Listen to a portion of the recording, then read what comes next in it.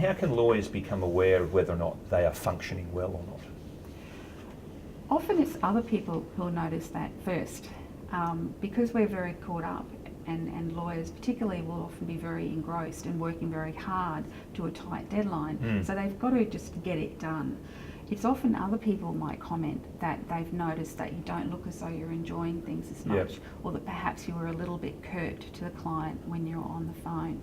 So it's listening to people and taking on board what they're saying rather than getting a little bit defensive and trying to not acknowledge what's happening there. Within ourselves, it's that sense that we're not able to do as much as we ordinarily would.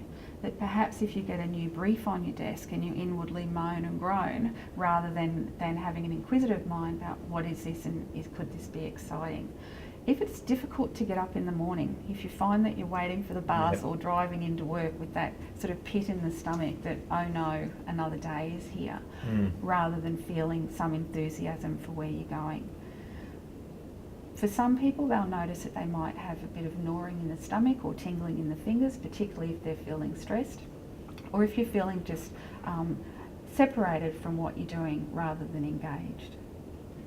And I guess that's the sort of thing that your supervisor, your partner, or your peers or your colleagues would probably be noticing anyway.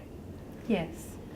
Ultimately though, it's far better if we can notice it ourselves and if we can learn to reflect on how we're going and to take the time throughout the day to monitor how we're managing with things. So for instance, if we were in the middle of a difficult meeting and we noticed that we felt that we weren't concentrating as much as we normally would, or that we were losing track, to be able to just take a breath, slow it down and just notice what's going on there, and then to be able to refocus back on what you're doing at that point in time. Then when you're out of that situation, to be able to get some help and to make sure that you are aware of the different supports that are available to you.